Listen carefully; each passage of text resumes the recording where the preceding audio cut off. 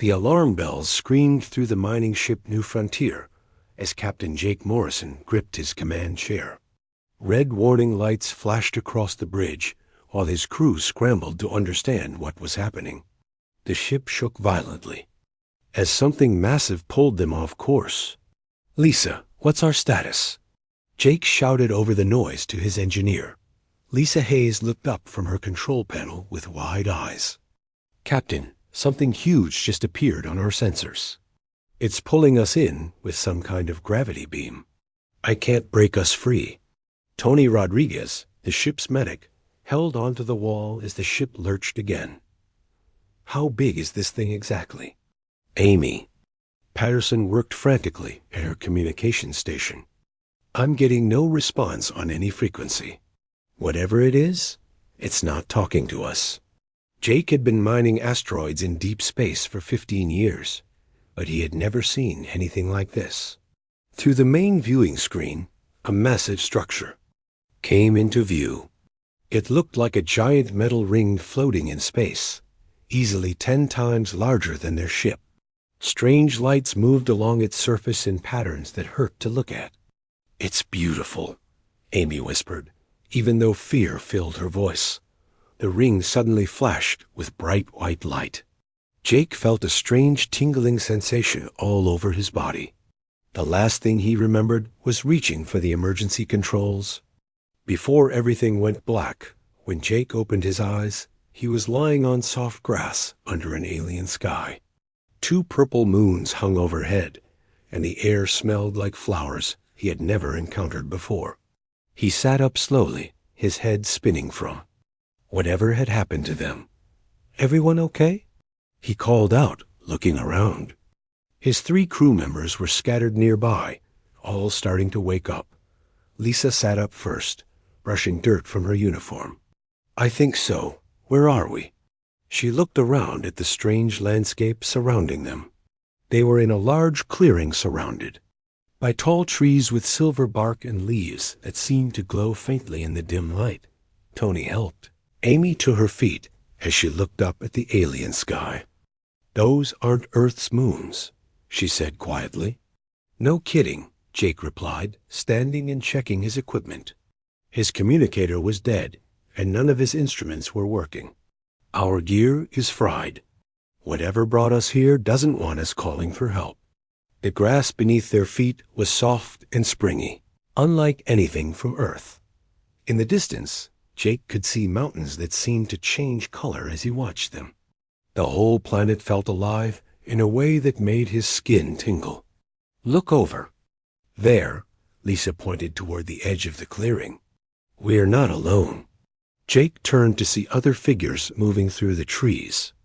As they came closer, he realized these were not human beings. The first creature was tall and thin, made of what looked like living crystal. Light moved through its body in slow waves, and it had no face that Jake could recognize. Behind the crystal being came something that looked like it was made of water, constantly changing shape as it moved.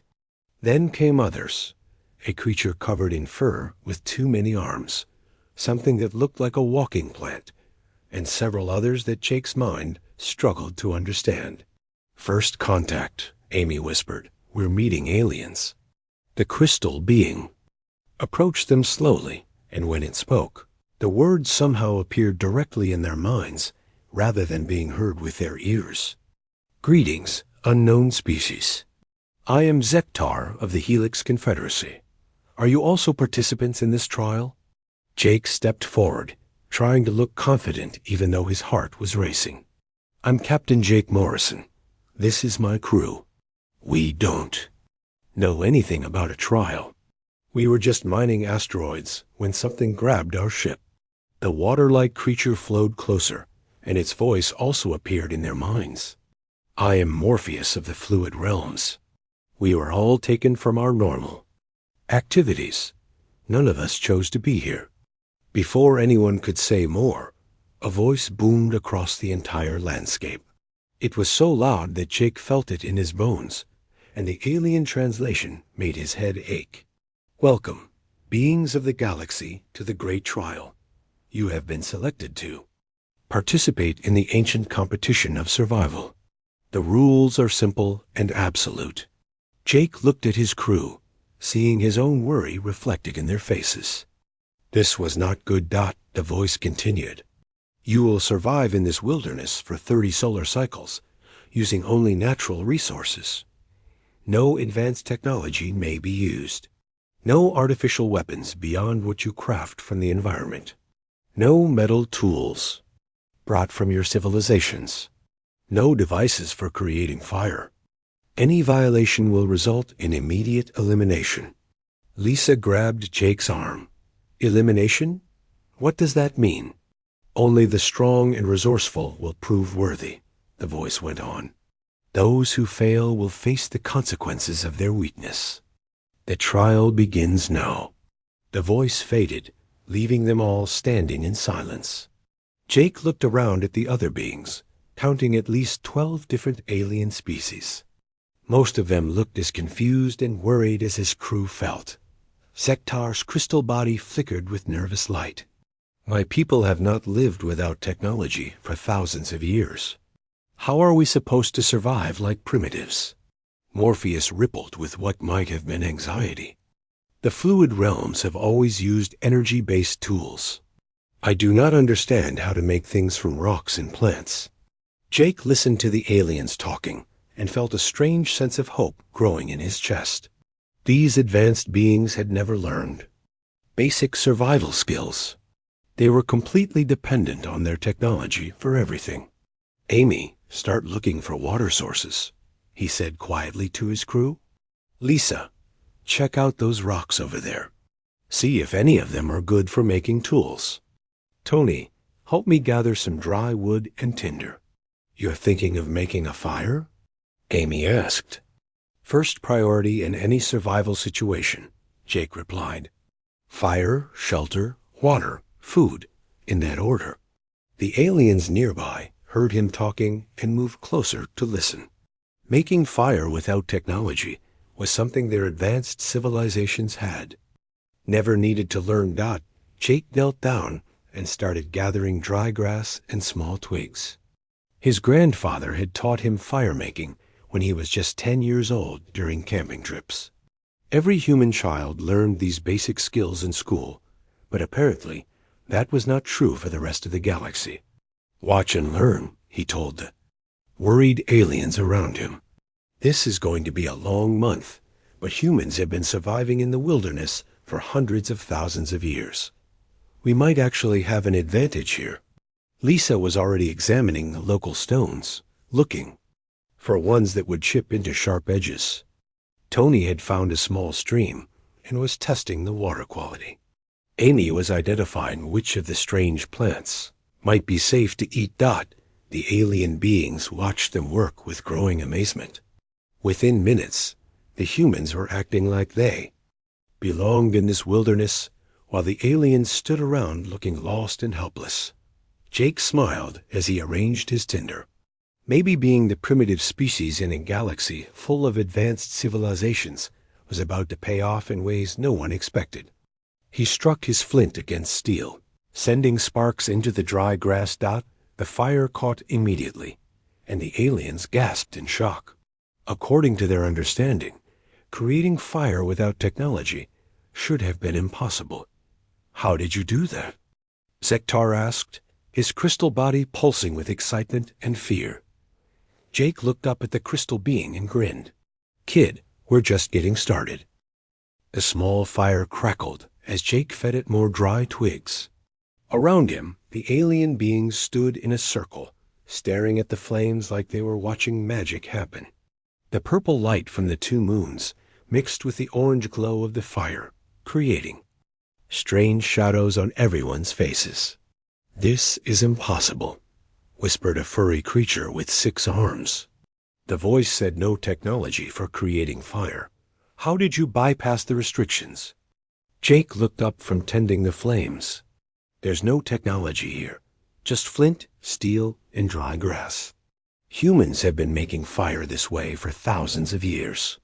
Lisa walked back from her exploration of the rocky area, carrying an armload of stones, found some good flint and what looks like granite. Perfect for tool making. She sat down near the fire and began examining her collection. Tony returned from the stream with his shirt soaked. Water's clean and cold. Tastes good too. I also saw some fish swimming around, but they're pretty fast. Amy jogged back from the tree line with her arms full of strange plants and fruits. Some of these look similar to earth vegetables. I think we can eat them, but we should test small amounts first. The aliens watched this organized activity with growing amazement.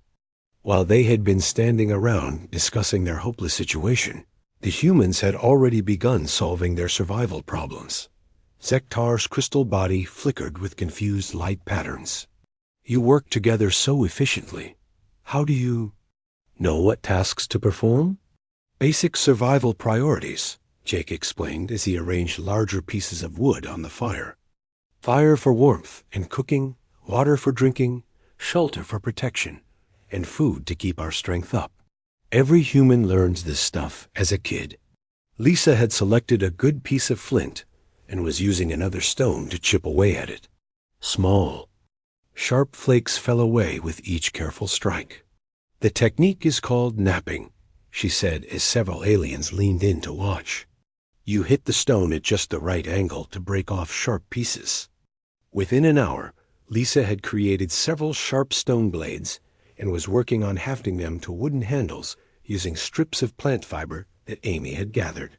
The simple stone tools looked crude, but they were sharp and strong. Incredible. Morpheus flowed closer to examine Lisa's work. My people use energy shapers for all tool creation. We never learned to work with raw materials. Tony had constructed a basic lean-to-shelter using fallen branches and large leaves from the alien. Trees. The structure looked simple, but it would protect them from wind and rain. He was now working on something that looked like a wooden cage. What are you building?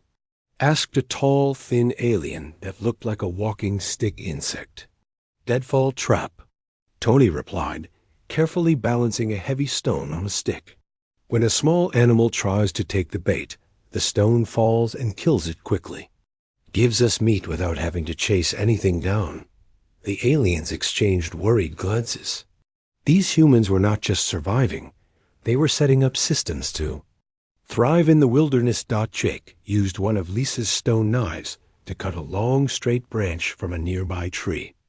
Amy, help me make a bow.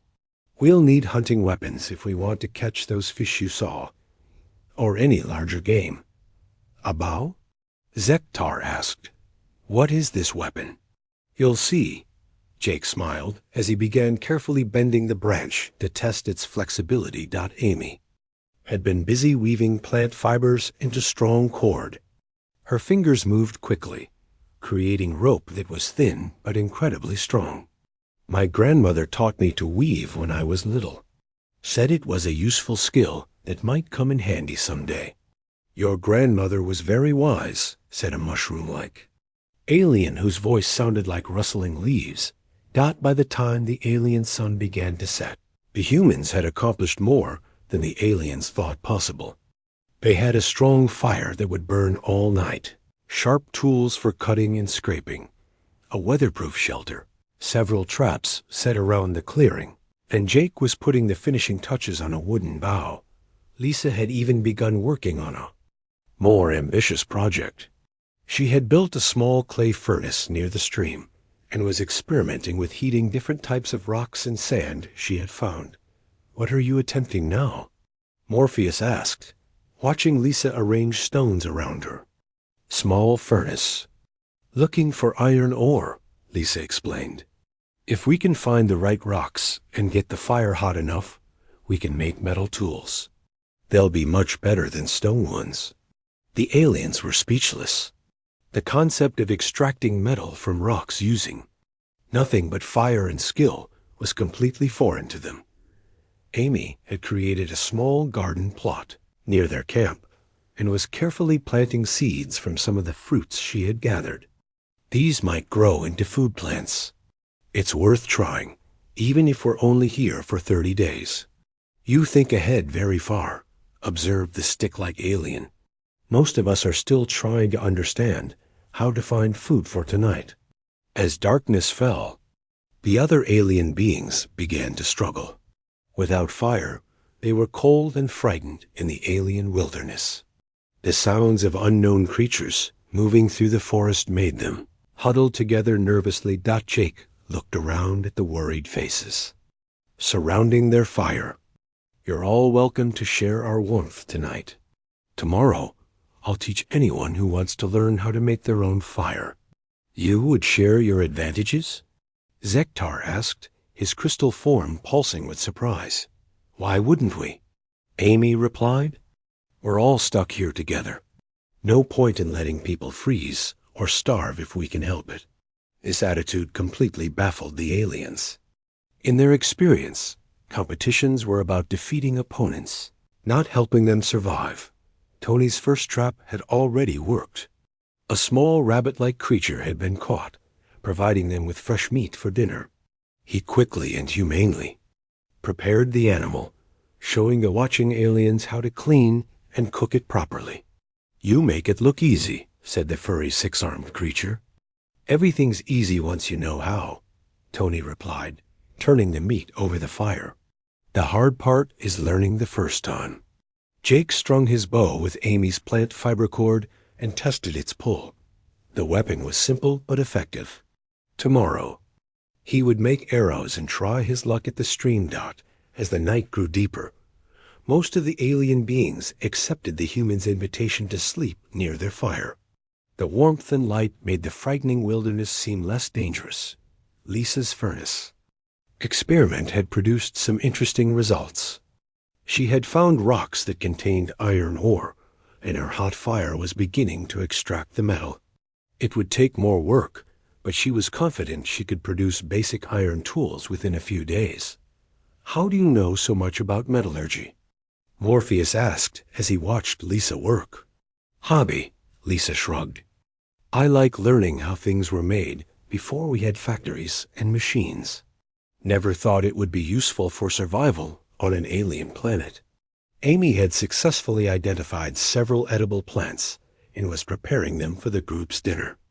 The combination of cooked meat, roasted vegetables, and clean water made for a feast that the aliens had not expected to enjoy. "This food is better than what my ship's synthesizers produce," admitted Zektar. "Real food usually tastes better than artificial stuff," Amy agreed. As they all settled down to sleep around the fire, Jake looked up at the strange stars overhead. The first day had gone better than he had dared to hope.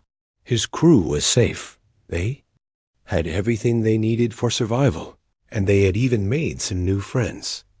But he couldn't shake the feeling that their real challenges were just beginning. Somewhere out there, whoever was running this competition was probably very surprised by what they had seen today. Tomorrow would bring new tests, but Jake felt confident that humans were ready for whatever came next. High above the planet's surface, Elder Overseer Quantum 7 floated in the observation chamber of the massive monitoring station. Its mechanical body hummed with energy as it processed the data streams from thousands of sensors placed throughout the wilderness below. For 3,000 years, Quantum 7 had conducted these survival trials. It had seen every possible outcome, every strategy, every failure. But what it was watching now made no sense according to any known galactic civilization patterns. "Scan the human subjects again," Quantum 7 commanded its assistant drones. "Focus on their tool creation activities." The drones complied, sending focused sensor beams down to where Jake Morrison and his crew worked around their expanding camp. Every reading came back the same impossible result: no advanced technology detected, no energy signatures, no forbidden materials. Yet these beings were demonstrating capabilities that required sophisticated equipment according to all galactic databases. Down on the planet's surface, Jake had spent the morning creating arrows for his bow. He carefully selected straight branches, carved sharp points, and attached small feathers for flight stability. Each arrow was a work of simple engineering that would have taken most civilizations centuries to develop. The balance has to be perfect, Jake explained to Zektar, who watched every movement with fascination. Too heavy in front, and the arrow drops. Too light, and it won't penetrate the target. Lisa had successfully smelted iron from the local ore, using her clay furnace. The process had taken 2 days of careful temperature control and precise timing, but now she held a crude iron knife that was sharper and stronger than any stone tool. "How is this possible without molecular assemblers?" asked Morpheus, flowing around Lisa's work area. "My people require complex machinery to separate metals from rock. Heat, patience, and understanding of chemistry," Lisa replied, hammering the hot iron into shape on a stone anvil. "Humans figured this out about 4,000 years ago on our home planet." Tony had expanded his trapping operation to include fish weirs in the stream and bird snares in the trees. His success rate was nearly perfect, providing more food than the human team could eat. He shared the surplus with the alien participants, many of whom had struggled to find any edible plants. "Your knowledge of animal behavior is extraordinary," observed the mushroom-like being named Sporos. "How do you predict where creatures will travel?" "Animals are predictable," Tony explained while checking his traps. "They use the same paths. To water, they avoid open areas where predators might see them, and they're always looking for easy food sources.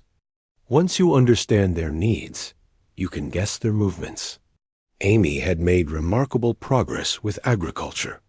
Her small garden was already producing edible shoots, and she had begun a controlled fermentation process to preserve food for the future. She had also started brewing a mild alcoholic beverage from local fruits. Fermentation? Quantum 7 transmitted this observation to the Galactic database. The response was immediate and alarming. Fermentation requires understanding of microscopic organisms and complex biochemical processes. This should be impossible without advanced scientific equipment. But Amy was accomplishing it using nothing more than clean containers, controlled temperature, and knowledge passed down through generations of human experience. The alien participants were beginning to change their entire understanding of survival. Instead of competing against each other, they had formed cooperative groups around the human camp. Everyone contributed what they could, and everyone shared in the benefits. Zektar had discovered that his crystal body could focus sunlight into intense beams, useful for starting fires quickly. Morpheus could change shape to reach high fruits that others couldn't access. Sporos had an excellent sense for finding edible fungi. The stick-like alien named Branch could climb trees easily to scout for dangers. "This cooperation is unprecedented," Quantum 7 noted in its records. Previous trials have always been individual competitions with high elimination rates. Jake was teaching several aliens how to make and use bows. The weapons were simple in design, but required skill and practice to use effectively. Some species had natural advantages. Zektar could calculate trajectory perfectly, while Branch had incredible aim due to his hunting instincts. Weapon creation without technological assistance should be classified as advanced engineering, Quantum 7 observed. But its sensors detected nothing except wood, plant fibers, and stone points. Lisa had moved beyond basic metallurgy and was experimenting with alloys. By combining iron with carbon from charcoal, she was creating a form of steel that was even stronger than pure iron.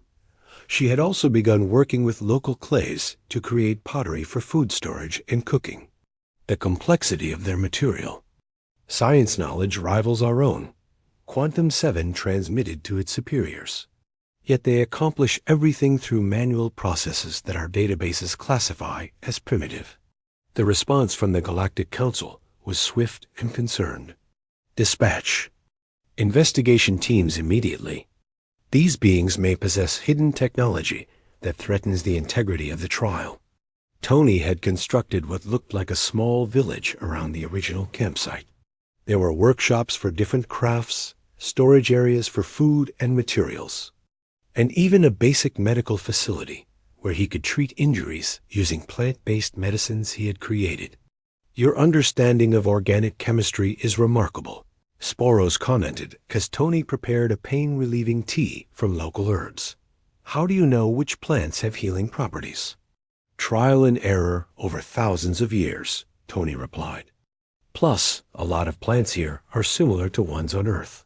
Similar problems often have similar solutions." Amy had established trade relationships with groups of aliens who had camps in other parts of the wilderness.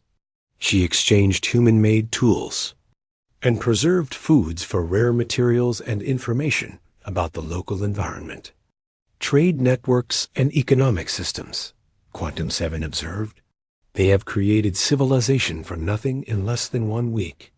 Jake had begun teaching basic engineering principles to anyone interested in learning. Using nothing but wooden beams and plant fiber ropes, he showed them how to build structures that could support enormous weight and resist strong winds. "The lever, the pulley, the inclined plane," Jake explained while demonstrating a simple crane system. "These are the foundations of all engineering. Once you understand these basic machines, you can build almost anything." The alien students absorbed this knowledge eagerly. Many of their civilizations had jumped directly to energy-based technology without ever learning the fundamental principles of mechanical engineering. Lisa had succeeded in creating a form of gunpowder using sulfur from volcanic deposits, charcoal from their fires, and saltpeter from cave formations Amy had discovered. The explosive wasn't very powerful, but it could blast through rock to create better shelters or clear obstacles. Chemical explosives created through manual processes. Quantum 7's report grew more alarmed by the hour. This level of knowledge should require extensive laboratory facilities. By the end of the first week, the human section of the wilderness had become the most advanced settlement in the trial's 3,000-year history. Other alien participants traveled from distant parts of the testing area just to see what the humans had accomplished. But more importantly, they came to learn. The humans' generous sharing of knowledge had created a community instead of a competition. Skills that had taken human civilization millennia to develop were being taught freely to anyone who wanted to learn. "Elder Overseer," transmitted one of the investigation drones. "Our scans continue to show no forbidden technology. Everything these beings create uses only natural materials and manual processes." Quantum 7 processed this information slowly. If the humans weren't cheating, then they represented something unprecedented in galactic history. A species that had mastered advanced survival techniques through evolution rather than technology. "Prepare for direct contact," Quantum 7 decided. "I must speak with these humans personally. Their capabilities suggest they come from a world unlike any we have encountered." The investigation was about to reveal truths that would change the galactic community's understanding of survival, technology, and the different paths that intelligent species could take toward advancement.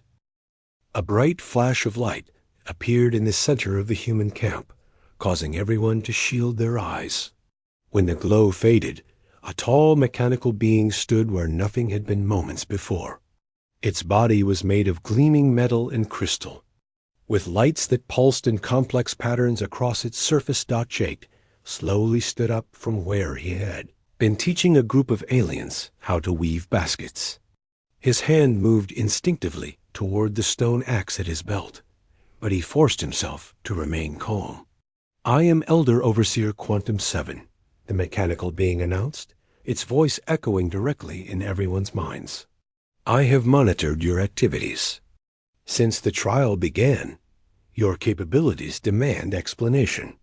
"Nice to meet you," Jake replied carefully. "I'm Captain Jake Morrison. These are my crew members Lisa, Tony, and Amy. We're human beings from the planet Earth."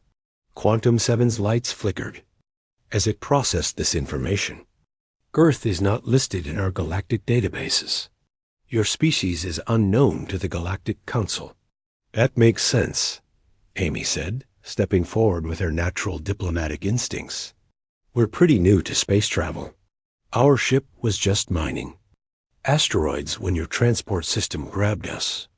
Mining asteroids, Quantum 7 repeated. A primitive industrial activity. Yet you demonstrate knowledge and skills that rival the most advanced civilizations in the galaxy. This contradiction requires explanation. Lisa wiped her hands clean of the clay she had been working with. What exactly do you want to know? How? Do you create fire without energy-based igniters? Quantum 7 asked. How do you extract metals from ore without molecular separators?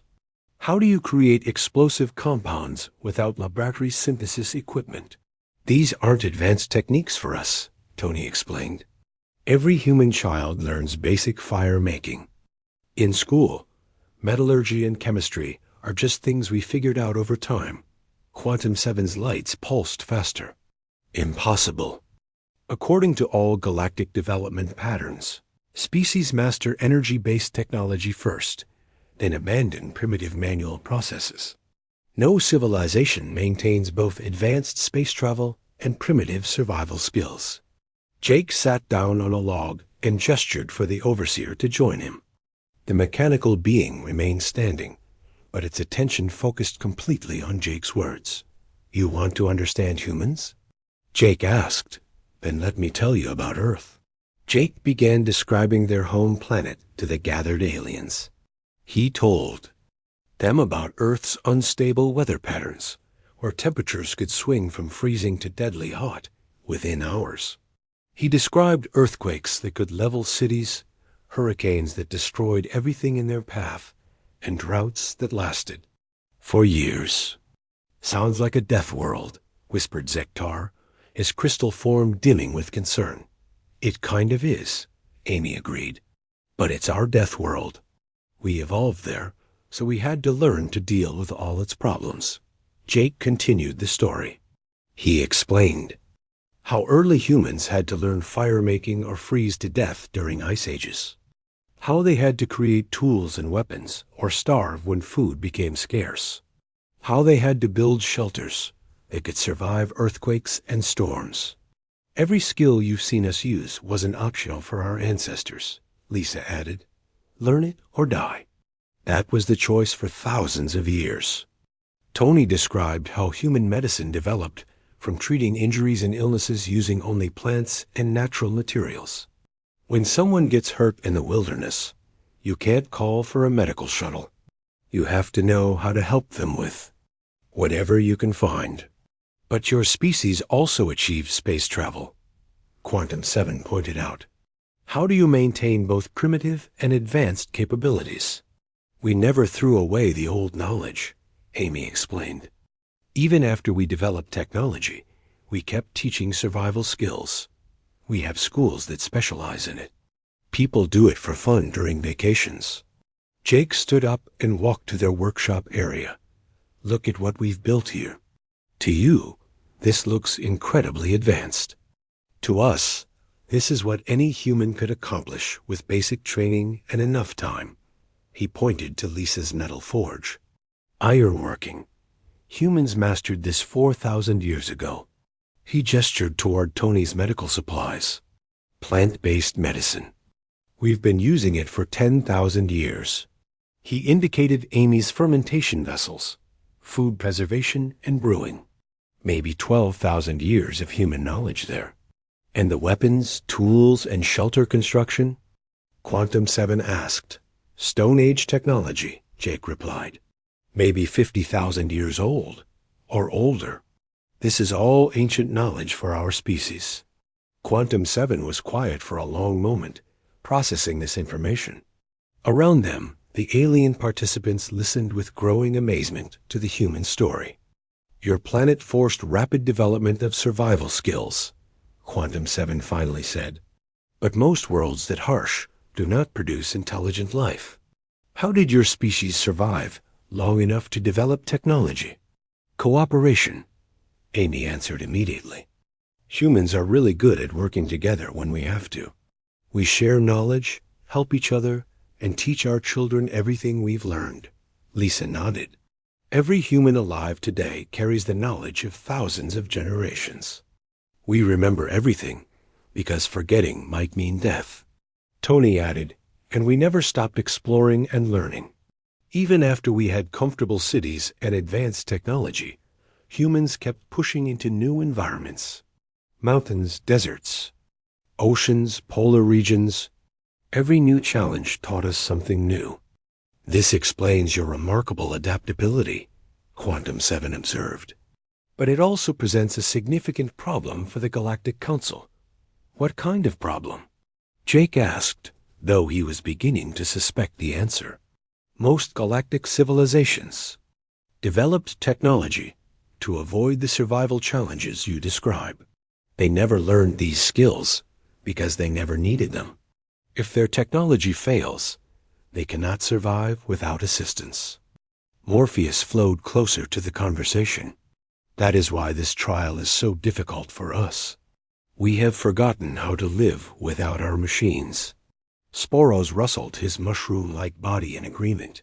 My people have used automated food production for so long that we do not remember how to find natural nutrition.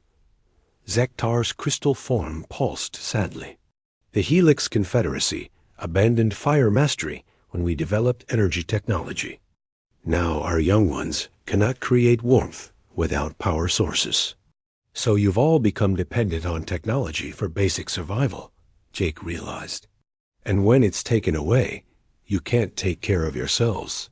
Precisely, Quantum 7 confirmed.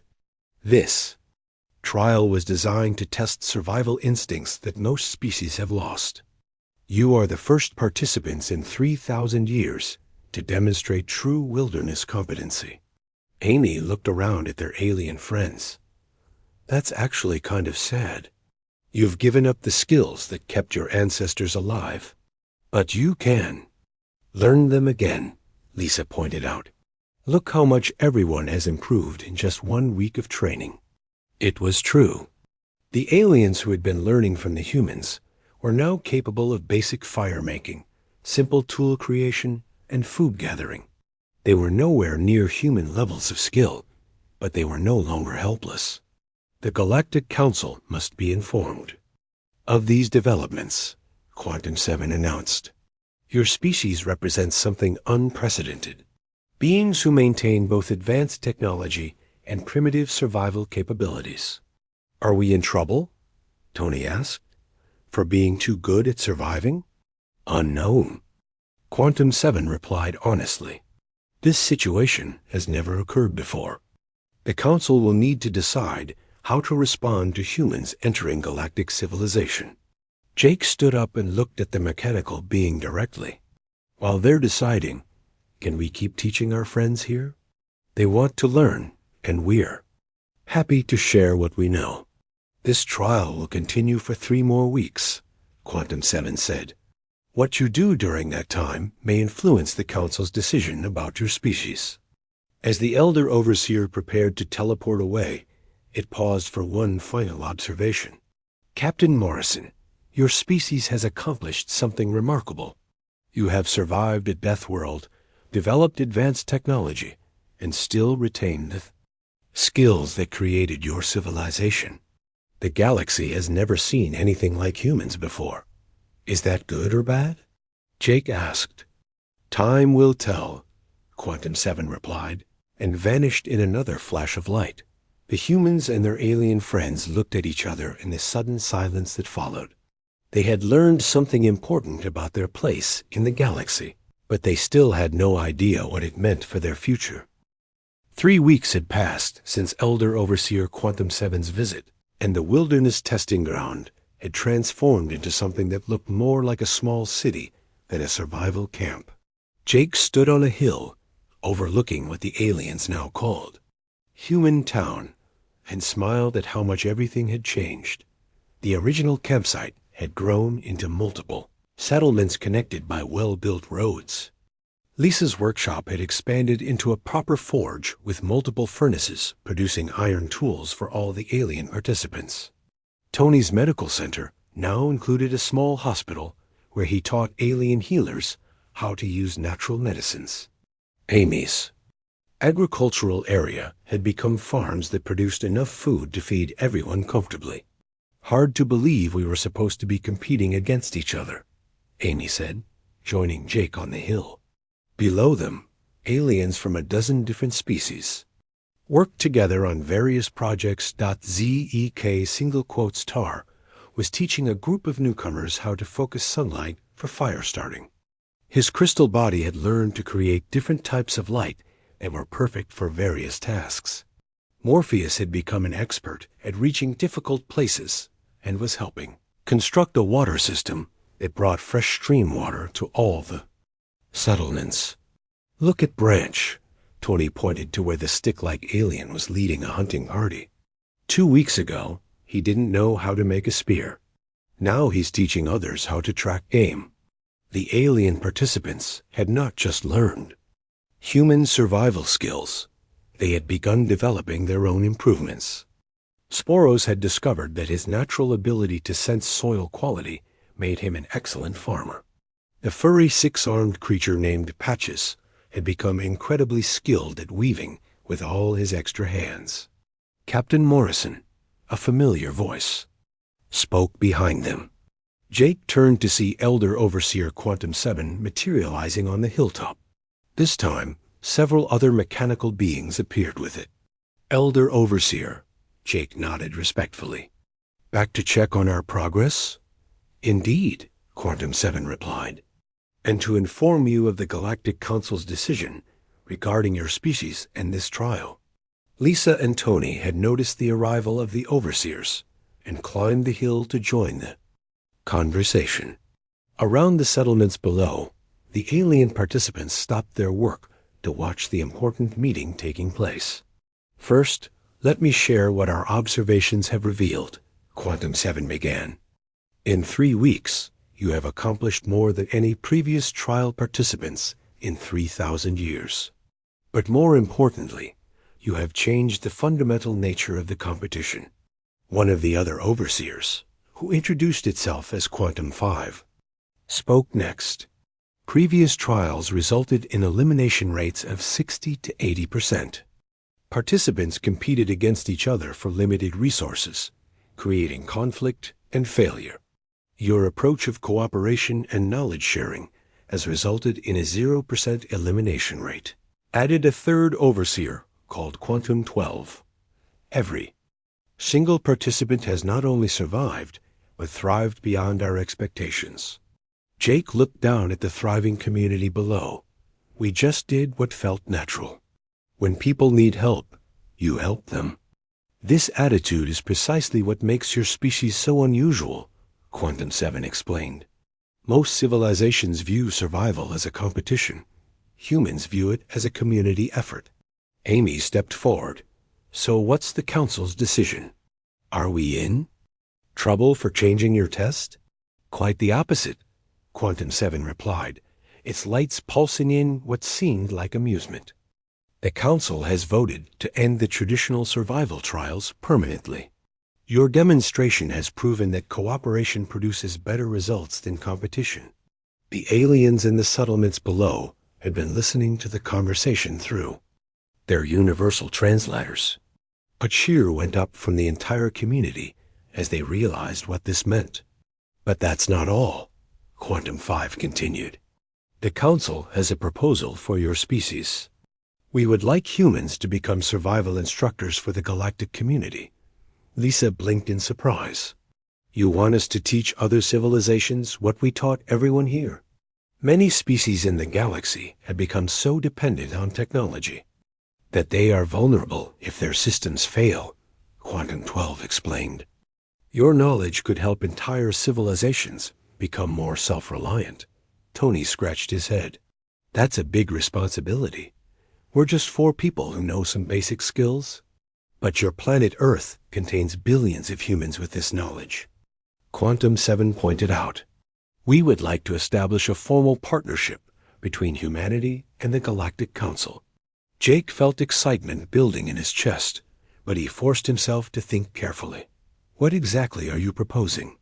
First, We return you to your ship and provide technology to contact Earth, Quantum 5 explained. Second, we invite human instructors to establish training facilities throughout the galaxy. Third, we offer full membership in the Galactic Council for Humanity.